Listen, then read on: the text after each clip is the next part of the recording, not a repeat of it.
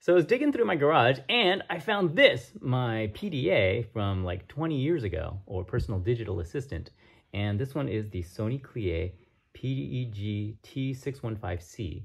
And it's got like, well, you know, on button, a bunch of other buttons, and like down here, a little stylus. Oh, up here, there we go, stylus. And it amazingly still turns on. Yeah, had to charge it up a little bit, but yeah, it had like, you know, your home button, little menu button, and then each of these is kind of a little customizable hard-coded button. So you can have a calendar, contact list, to-do list, memo, and then this area here was for a little keyboard. So you could actually do little gestures on here and do like A, B, C, etc. and space bar. So, and then this side was for numbers, like 1, 2, 3. So, you know, that was pretty cool. And it also had this jog dial. So let me go back to the home here. And so it had the jog dial on the side, which is like a scroll mouse wheel, but you could also push in just like a selection. So you could go like this, and then you could hit enter, and then it would select. Oh, and this does a little demo. Oh, that's cool. Talks a little bit about what it does. And then at the bottom, it has a back button. So I could hit the back button and then go back to the other thing. And then down here, it has a little scroll up and down and so forth, so you could scroll between the different things. Yeah, so that is the Sony CLIÉ T615C, but that's not all. So let's see. I've also got, this one, which I got a couple years later, and this one is the Sony CLIÉ TG50. So pretty similar, except, whoa, check it out. It's got a full keyboard that you could actually type and buttons and so forth. So this would be great for texting, except it's got this thing, like it doesn't actually have an internal modem or wireless or anything like that.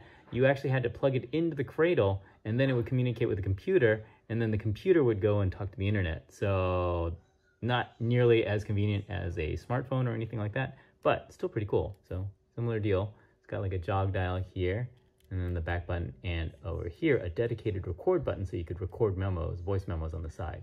And then power button, so let's turn it on. And whoa, this one also still worked amazingly. And over here, got a little stylus. So just like before, you could actually, let's see, tap and move things around.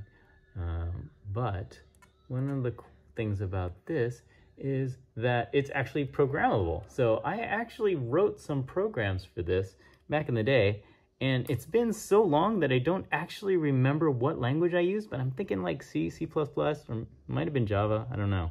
And let's see, okay, so here's a simple one that I wrote, which is just something that I kind of wrote to see if I could teach myself Morse code.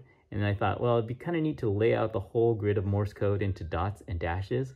So the gray lines represent dots, and the dash lines represent dashes. The dash lines represent are the black lines.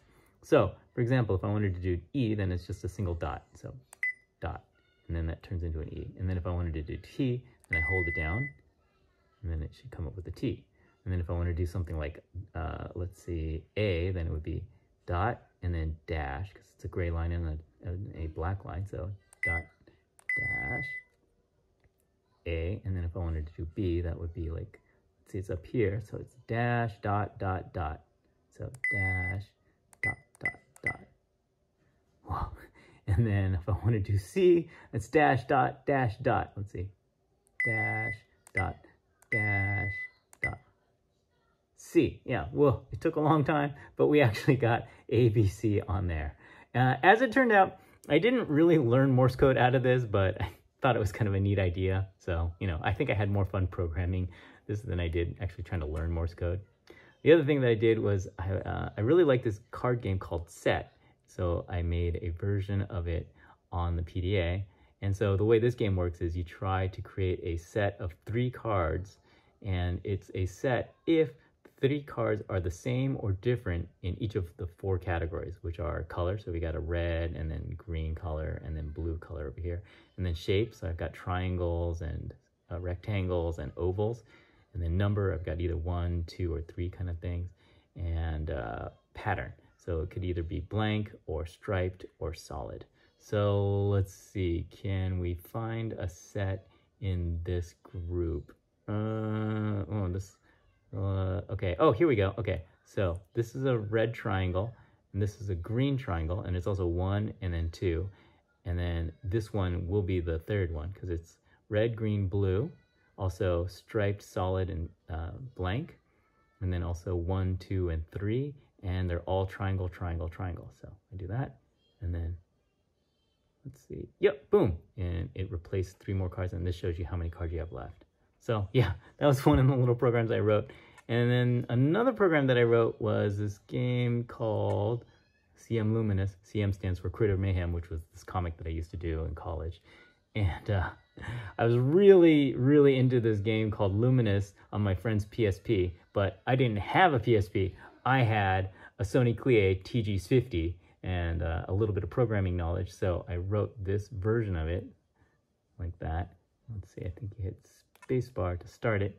And it's kind of like a Tetris type game, but the thing is what you do is you're following the sweep line, and what this sweep line does is it clears off any area that's the same color that's more than 1 or more than 2 by 2. So you kind of move things around, and one of the things that's kind of cool about this is because there's a jog dial, you can actually rotate it with that and then go like this, and you could either drop it by pulling down on the swipe, or you could hit the jog dial like that, and then it would do this thing. So yeah, this is a kind of an implementation of that game because I did not have a Sony, or I did not have a PSP, and I really, really like this game. So I made my own version of it.